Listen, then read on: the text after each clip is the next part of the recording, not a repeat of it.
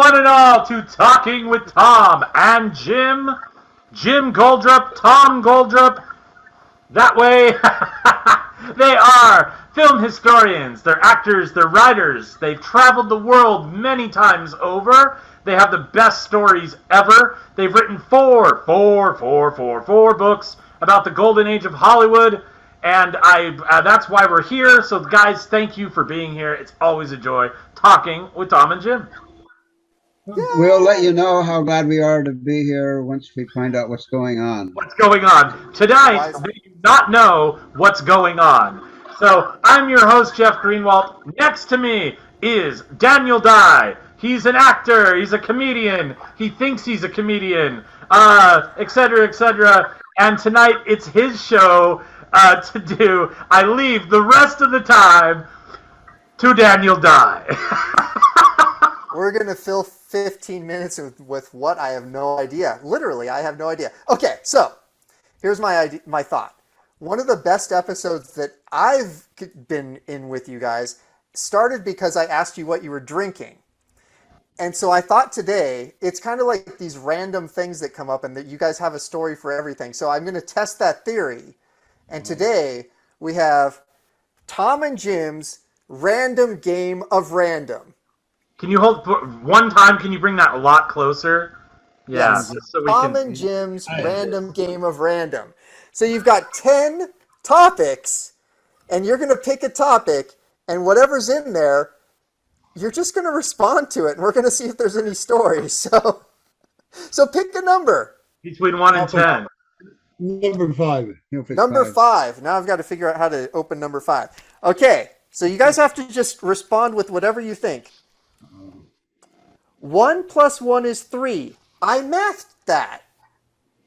That's one is 3. 1 + 1 is. Well, 1 + 1 is 3. It means you have one male and one female, and together they make the number 3, the baby. That was the exact thought that came into my head when I came up with the 1 + 1 is 3. But I figured we'd go into like. I figured we'd go into like things when math just was weird. Like I don't know if that, but that was.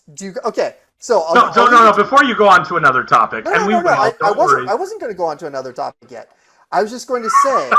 I was going to say that at any point in time, if you feel like you're ready for another topic, you can let me know and we can jump into it. But no, what were you going to say, Jeff? I was going to say that's not a question. No, it's not a question. I didn't say it was a question. It's a fact. It's Tom and Jim's random game of random. It's not questions. Okay. Number 4. Number 4. Okay, number 4. We have cardboard is versatile. What's the most versatile experience you've had with cardboard? The most versatile experience I've had with cardboard is a car that was built of cardboard in a play of Rat Race. And everything, the plane was built of cardboard, if I remember right, too. I mean, but the cardboard car. Yes. That's the one that comes to my mind. Do you have? Oh man! So I've got to tell the audience about these cars. So we did Rat Race on stage, which was insane to do and to begin with. But we're like, how are we going to do these cars? And I said, well, I've done at that point a lot of things with cardboard, and I'm like, well, I can make the cars out of cardboard. And so we had this entire day where we're building cardboard and painting them on the ground for all these people. And the entire time, I'm going to throw Jeff under the bus, or the cardboard bus in this instance, for this one. The entire time we're doing the show, he's blocking us. And he keeps on having people go forward and then turn, and then move and then turn. I'm like, no, Jeff, these are 2D cars. They're flat 2D cars. There's no turning. He's like, no, it'll be fine. It'll be fine. I'm like, no, Jeff, it's two-dimensional. They cannot physically turn. He's like, no, it'll be fine. It'll be fine. And then we get to Hell Week, and he sees the cars. He's like, this isn't going to work. I'm like, yeah, I know. It's not going to work. But I apparently don't know what 2D means, because I really was envisioning everyone sitting inside a car. Yeah. Yeah. Okay.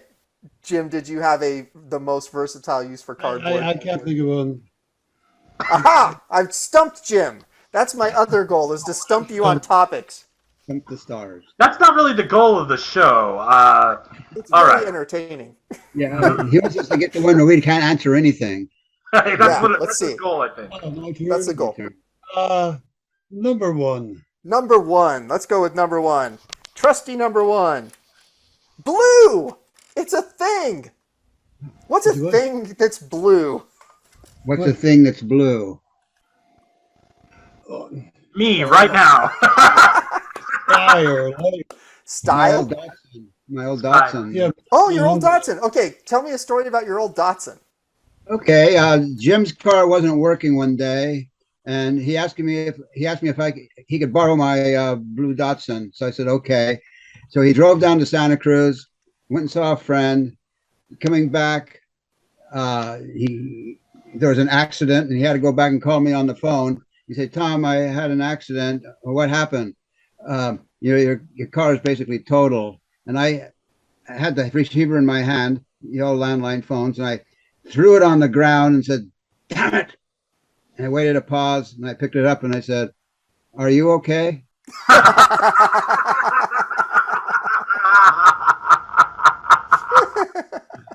Oh, man.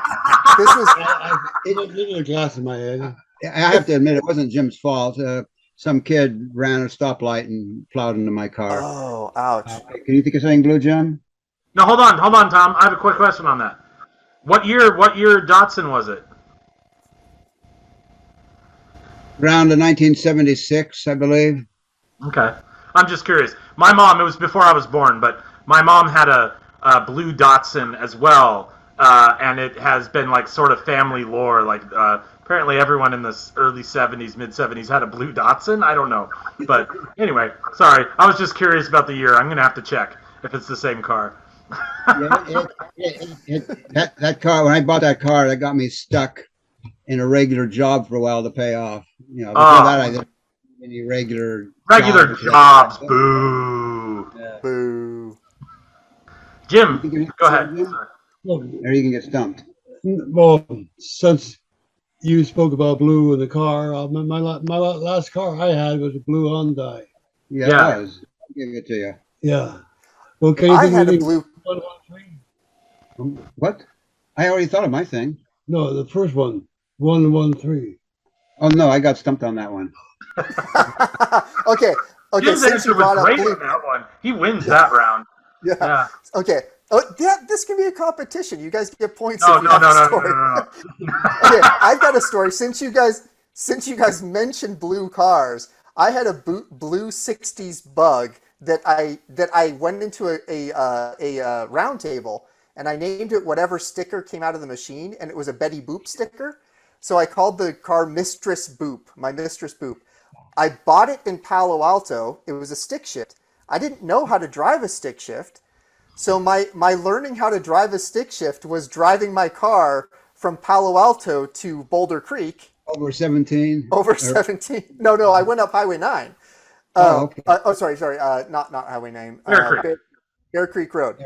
So my learning to drive a stick shift was going up Bear Creek Road. It was about a week before I realized you could press the gas and the clutch at the same time.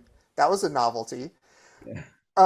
I had one drive to work. So this car, it had worst and best luck. We could do an entire episode about this car. But one day driving to work, I lost my rear window, like the side window, the back window. I lost one of the fenders. I lost a hubcap and my bumper, all on one ride to work. Your car was the car from the Gnome-mobile. It was. It was kind of falling apart as you drove. Yes, Yeah. it was. It just kept on falling apart. I didn't get the hubcap back. That was lost on the freeway. That was your, Yeah. But all tell the me rest of before- them, Go ahead. Sorry, Jim. all of the rest of them were in the back of the car. that was your blue golf car? Yeah. That was my blue, a It was a little blue Volkswagen. 60 Bug. We had it in one film, but it died before the film could be finished. So we stopped filming the film. So, tell him the story about I wasn't there and I don't remember exactly, but you took some cord and Oh, pulled it off and oh yeah. No, stop there. So we were in San Francisco. I believe this was for the Beta Breakers or something. We were doing something in San Francisco. I was on 19th Avenue, which is the really busy road, right? It was, I want to say 10 o'clock in the morning. It was between 10 and 12, so pretty busy time. I was driving through an intersection when my accelerator pedal went all the way to the floor. It stopped working. And so that was really bad luck. Yeah. I happened to be on a hill at the time. There was a parking space right there. So really good luck. I backed it up and put it into the parking space. I happened to have an old set of parts that the previous owner had given me in the back of the car. And one of the parts was a heater cable. And at the time I was a cable tech. So I snapped off the end of the heater cable, ran it around the carburetor and down to the gas pedal, and was able to drive on it for like a week.